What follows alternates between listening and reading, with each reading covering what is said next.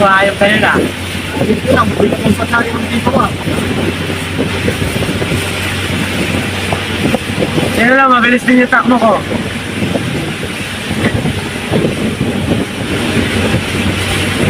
Ayan na ang bagyo, pumasok na.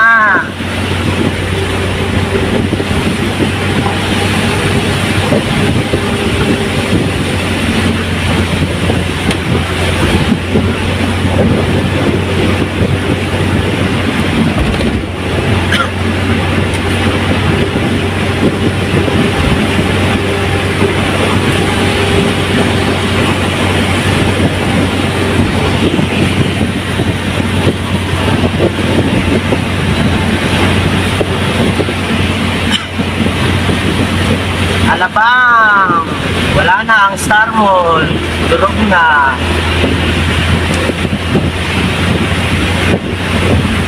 Lalaki sa bayan natin ngayon. At gawa ng hapon na kasi.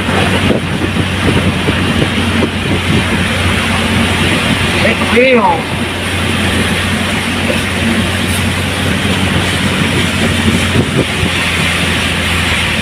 Slowly but surely na magdahan-dahan daw.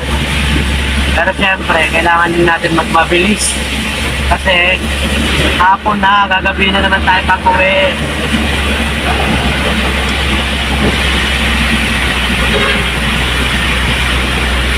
Wow! Ang lalaki! Service road to Sukat.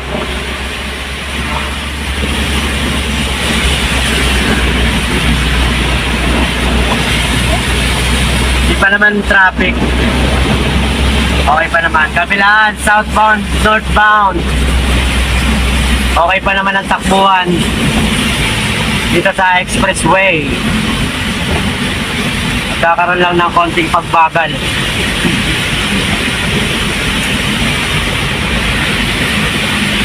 Daming bagong motor, oh. Pili na kayo dyan.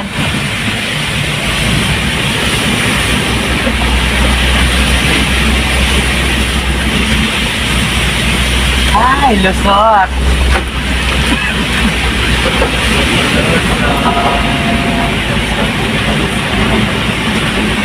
Slow moving na rito. Lapit na tayo sa Sukat.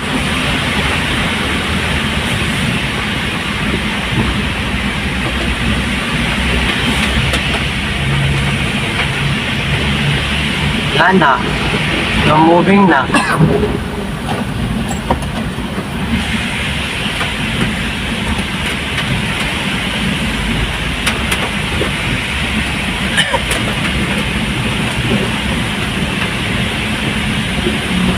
Kabila okay naman, mabilis lang. Pero dito may bahagya ng pagbagal. Traffic na.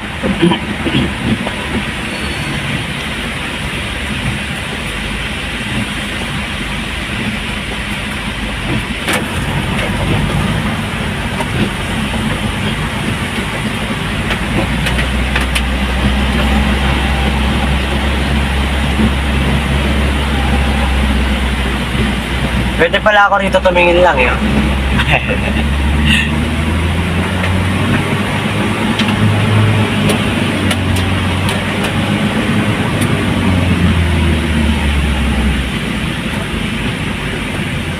Ang traffic na talaga. Wag. Dahil Sabado ngayon, traffic na. Wow. Tapos marami pang magsha-shopping kasi syempre nakasahod na kahapon. Kaya marami na magsa-shopping. Kaya medyo may kabagalan na here. May kabagalan na here. May kabagalan na here. Bagal kasi nito mga to. Okay na.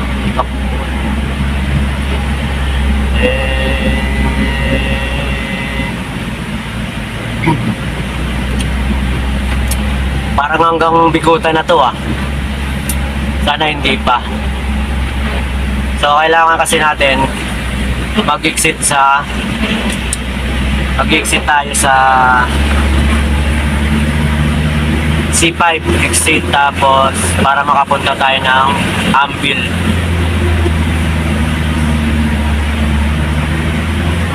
So, hopefully, maluwag pa papuntang Bikutan at hanggang sa C5 exit para medyo mahabol pa natin yung oras. Kasi kailangan ng alas 3, nandun tayo. So, anong oras na ngayon, Carlo?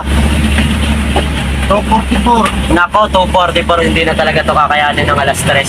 So, medyo malilate na kami ngayon ng uwi. Sana wag na kami abutin ng traffic mamaya pauwi. So, galing tayo ng south. Tapos pupunta lang tayo ng Ambil. Tapos babalik na naman ulit tayo ng south kasi taga Cavite tayo. Kaya, yon, medyo hassle.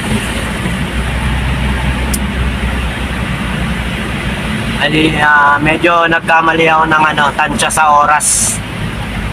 Kasi yung kasama ko gusto i-deliver pa yung isa. Yan. So, ito, tsaga muna tayo sa slow moving. Dito, going to Sukat pa lang tayo. So, meron pa tayong Bikutan tapos si Pipes extension.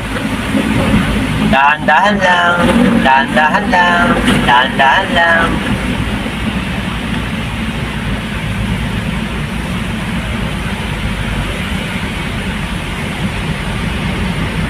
Sa kabila maluwag papuntang Alabang. Mabilis pa yung takbo. Okay pa.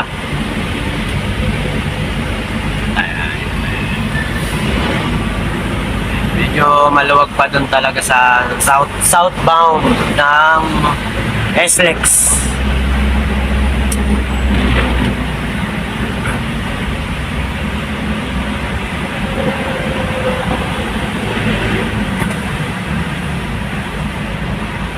Labasan na rin kasi yung malalaking truck, kasabay na natin yung malalaking truck.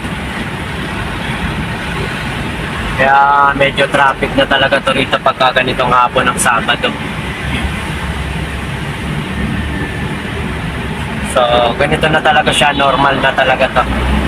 Mas mamaya, pag medyo rush hour na talaga, kabilaan na yan, medyo slow moving na yan. Tsaka traffic na. Ayan. Yung kabilang side ng service road, ayan, medyo traffic na talaga.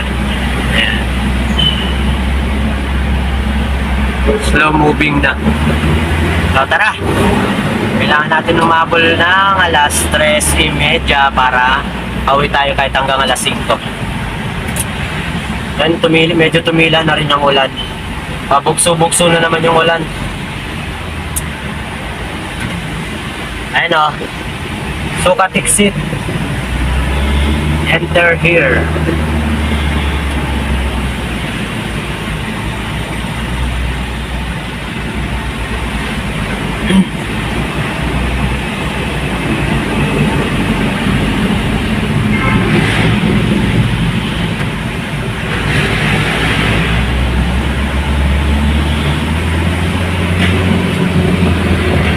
Wala na nga talaga. Masikip na rin.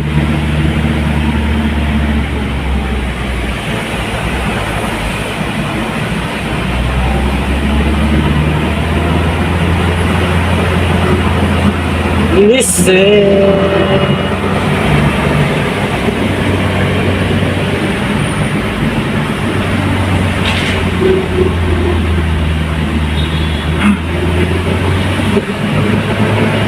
Ay, mga nakapila pa-exit ng Sukat.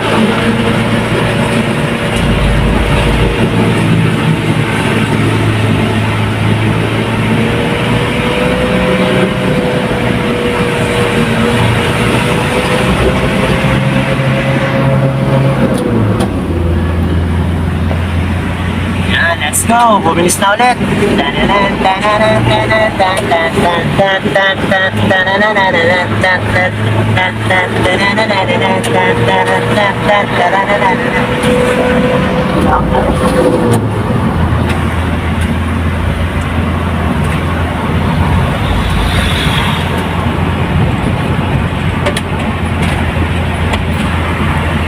Yappy! So dito na naman big bike exit going to yung Bicutan exit.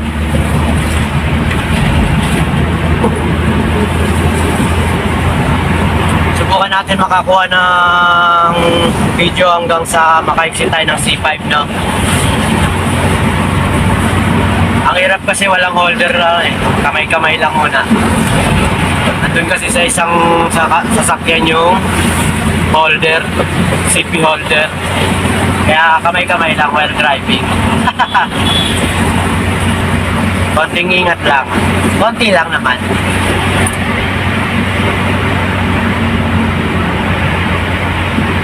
Ayan, maluwag dito yung service road going to Bicutan. Medyo maluwag pa. So, ang tapo natin ngayon is ayan, kulang-kulang 80 kph lang. 70, 75. Yan.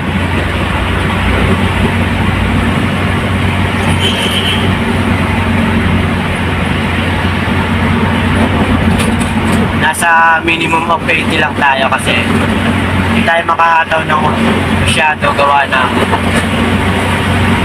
medyo traffic na sa unahan, no? Nakikita ko na nagbi-blink-blink yung mga ilaw nila sa likod. Blink, blink, blink, blink, blink, blink. Okay, another slow moving na naman kasi malapit na tayo sa exit ng Bicutan. Ayan.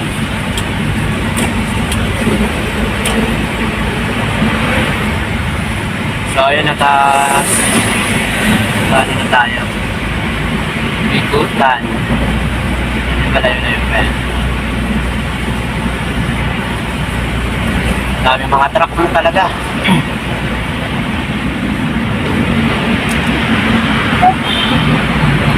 Bicutan exit. Enter. So, syempre, dahil mga pasaway,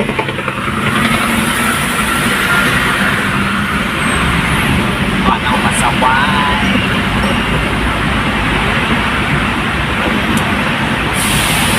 So, nagkakaroon nila rin ng konting pagbagal. Hanggang sa ano na yan, hanggang doon sa Bicutan exit yung ano na yan, pila ng service road na yan. Hanggang doon na yan, slow moving na yan.